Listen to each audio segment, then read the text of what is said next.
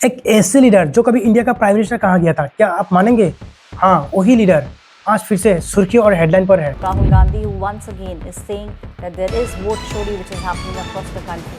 Rahul Gandhi reiterates vote chori charge. जी हाँ, वही जो आप सोच रहे हैं, वही राहुल गांधी। अब कहीं ना कहीं उसका मीम देखे होंगे।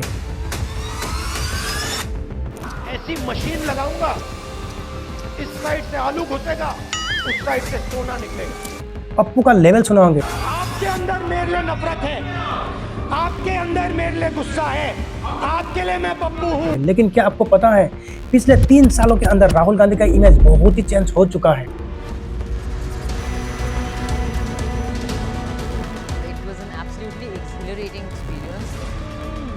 सोचो जरा, 2014 से 2019 के इलेक्शन में कांग्रेस का हिस्ट्रिक डिफेक्ट, अमेठी जैसे स्ट्रॉन्ग होल्ड से राहुल गांधी का खुद हारना, और फिर 2022 में ऐसी यात्रा जहां 4000 से ज्यादा किलोमीटर चलकर देश के आम लोगों से कनेक्ट करना, और अब 2025 में एक्सक्लूसिव एलिगेशन वोट चोरी का। मैं इलेक्शन कमीशन और इलेक्शन के ऑफिसर्स को साफ कह रहा हूँ, आप जो कर रहे हो गलत कर रहे हो, ये ट्रीजन है, देश के खिलाफ है, ये मत भूलिए।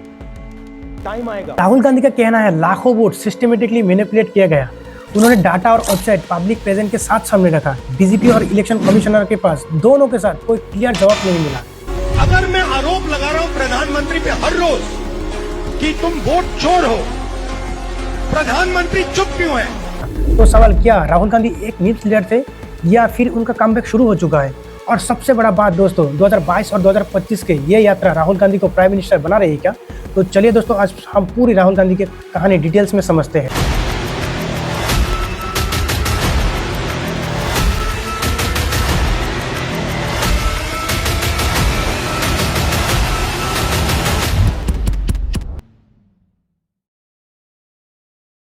देखिए दोस्तों, राहुल गांधी का जन्म 19 जून 1970 को न्यू दिल्ली में हुआ। इवन राहुल गांधी के परिवार पॉलिटिक्स लेगेसी बहुत ही बड़ा है। फिरोज गांधी एक पॉलिटिशियन थे और उनकी दादी इंदिरा गांधी, जो हम सभी जानते हैं, देश की पहली और अब तक की फीमेल प्राइम मिनिस्टर रही है। उनकी पिता राजीव गांधी, जो इंडिया का फॉर्मर प्राइम मिनिस्टर रही है, और उनकी मां सोनिया गांधी, जो कांग्रेस पार्टी का फॉर्मर प्रेसिडेंट रही है।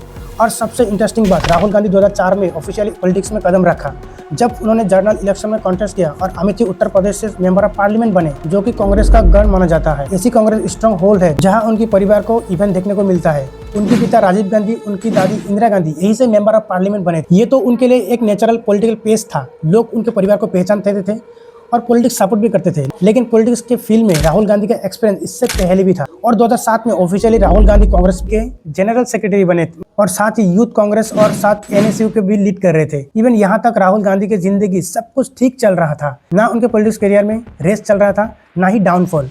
फिर आती है 2013, जब कांग्रेस ने सबसे बड़ा स्टेप लिया था और राहुल गांधी को कांग्रेस को वाइस प्रेसिडेंट बना दिया। मगर मानो इसके बाद जैसे बीजेपी राहुल गांधी के पीछे हाथ धोकर पड़ गया। बीजेपी ने अपने आईटी सेल और गोदी मीडिया को यूज करके राहुल गांधी को बदनाम करना शुरू कर दिया।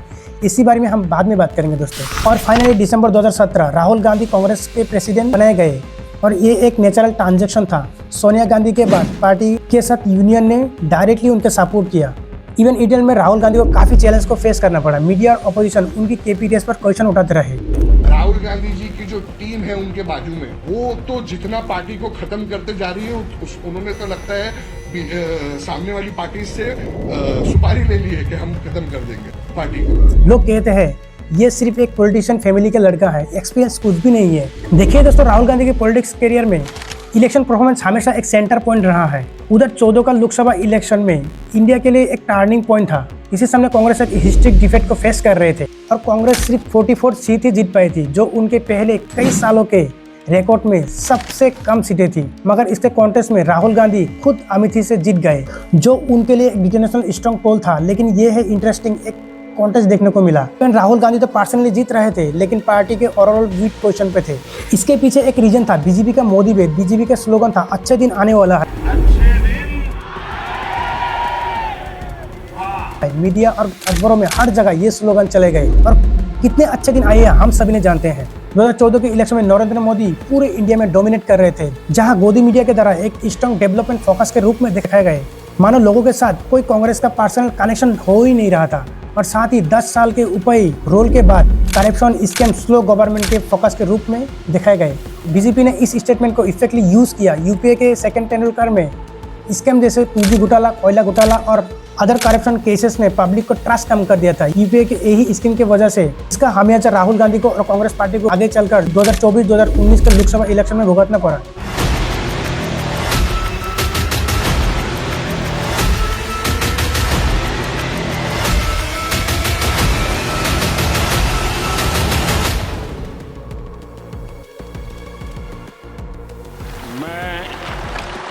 नरेंद्र दामोदर दास मोदी ईश्वर की शपथ लेता हूं कि इवन होता है कि 2016 में जब फ्रीलांस जियो लॉन्च हुआ, लॉब के लिए एक डाटा फिट हो गया, हर जगह इंटरनेट एक्सेसिबल हो गया और साथ ही मीम्स का एक्सपोजर हुआ और इसका फायदा बीजेपी ने पूरा उठाया। इवन राहुल गांधी की इमेज को मेटल बना दिया गया और पप्पू नाम का लेवल राहुल गांधी के साथ सर्कल होने लगा और बीजेपी के कई भाषणों में राहुल गांधी को एक अमित शहजादा और मोदी को एक चाय वाला शो किया गया।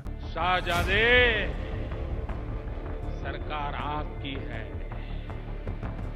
देश पर हुकूमत आपकी है, आपकी पार्टी की है। हालांकि 2014 की लोकसभा की इलेक्शन में सिर्फ वो प्रेसिडेंट थे, मगर जबरदस्ती बीजेपी के द्वारा राहुल गांधी को कांग्रेस के मीम्स फेस बनाया गया। WhatsApp group, Facebook group, Twitter, हर जगह राहुल गांधी को एक जोक बनाया गया, मगर इसके पीछे बीजेपी के ऑडिशनल और प्लानिंग शामिल हुआ करता था। और इसका असर ये हुआ कि पॉलिटिक्स जो स्पीच, रील्स और मीम्स पेपर में हेडलाइन हो रही थी, बाद में एक लेयर आ गया 10 सेकंड का क्लिप का काट करके, जहां फिट बन गया। ऐसे ही कांग्रेस पार्टी का डाउनफॉल चल रहा था और मीम्स के जरिए और भी डाउनफॉल बढ़ गया। देखिए दोस्तों, एक ही लीडर को बार बार एक ही लेवल के थ्रू प्रेजेंट किया जाए, जोक बनाया जाए, पप्पू बोलकर डोमिनेट किया जाए, अकेले मैं पप्पू हूँ।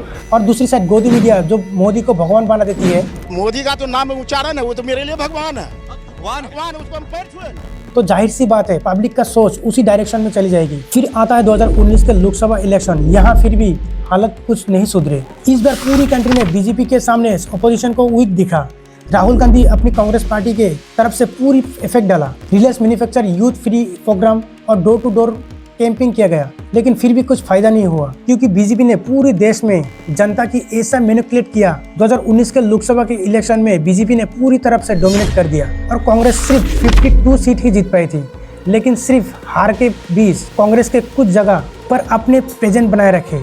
सबसे पहला केरला, जो कांग्रेस ने एक हमेशा स्ट्रॉन्ग पार्ट रहा है, वहाँ उन्होंने अच्छा परफॉर्मेंस किया और राहुल गांधी खुद वायनाड से लड़े और जीते भी। मगर अमेठी, जो कांग्रेस और गांधी परिवार का गण माना जाता है, वहाँ राहुल गांधी स्मृति ईरानी से बुरी तरह से हार गया, जो उनकी पॉलिटिक्स करियर में सबसे बड़ा झटका था।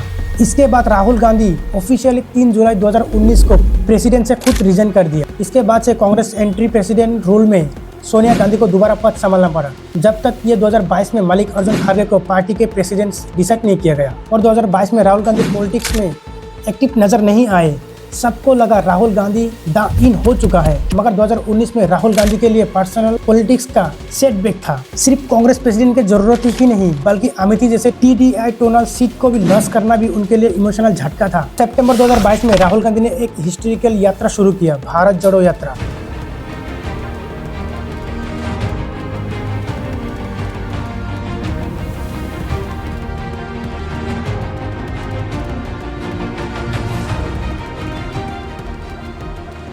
यह यात्रा कन्याकुमारी से शुरू होकर कश्मीर तक पहुंचने का टारगेट था, जिसका एजेंडा था पूरी भारत को एक सिंबॉलिक साथ के जोड़ना। कांग्रेस ने इसी ऑफिशियली नफरत के खिलाफ मोहब्बत की यात्रा बोला। यह यात्रा सिर्फ एक पॉलिटिक्स मैच नहीं, बल्कि कांग्रेस और राहुल गांधी के प्रति लोगों के नफरत प्रोसिक्शन चेंज करना था। और 2016 के बाद मीम्स और सोशल मीडिया ने राहुल गांधी का पप्पू वाला इमेज को कट कर दिया। लेकिन वो जब 3500 किलोमीटर वर्क करते हुए, आम लोगों से मुलाकात करते हुए, उनके घर में रोकते हुए, लोगों के साथ बात करते हुए और लोगों के पर्सनली बात सुनते हुए नजर आए, तो पब्लिक का सोच बदलने लगे। जहां वो लोगों के साथ बात करते हुए, खाना खाते हुए और बच्चों के साथ खेलते हुए, फार्मर मजदूरों के साथ बैठकर बात करते हुए, और ये फोटोज लोगों के माइंड चेंज करते रहे। देखिए दोस्तों, जो कनेक्शन लोगों के पहले फील नहीं हो रहा था, ये कनेक्शन ये यात्रा के दौरान राहुल गांधी का डायरेक्टली लोगों से कनेक्ट बनाया। हर दिन नया शहर, नया गांव, नए लोगों से मिलते रहे। ये गांव शहर कनेक्शन उनकी पॉलिटिक्स रूप में स्टेब्लिश होने लगा। और सबसे बड़ी बात, राहुल गांधी के मीम्स के जगह उनके मीम्स क्लिप्स वायरल होने लगे। अब उनकी जॉगिंग शूज और उनके पसीने से भीगे हुए कपड़े और लोगों के साथ बात करते हुए वीडियो वायरल होने लगा। फाइनली 2023 में जब ये यात्रा कश्मीर में ख़त्म हुई, शो फील्ड के बीच राहुल गांधी ने अपने तिरंगा लहराया। राहुल गांधी की ये भारत जोड़ो यात्रा का असर 2024 के लोकसभा इलेक्शन में दिखा, जहां कांग्रेस ने 2019 में 52 सीट जीती थी और वही उन्होंने नियरली 2024 में 99 सीटें जीती, यानी ऑलमोस्ट डबल। और अलग अलग स्टेट में बेटर परफॉर्मेंस किया, स्पेशली जहां से ये यात्रा गुजरा। बीजेपी के लिए ये इलेक्शन मिसबेक रहा। बीजेपी ने गठबंधन से फिर सरकार बनाया, लेकिन उनके सीट 2019 के मुकाबले से काफ़ी घटी। 2019 में 203 सीटें जो घटकर 2024 में 240 सीट रह गए। उनकी प्लान अब की बार 400 पार का नारा अधूरा का अधूरा रह गया। सब्सक्राइब।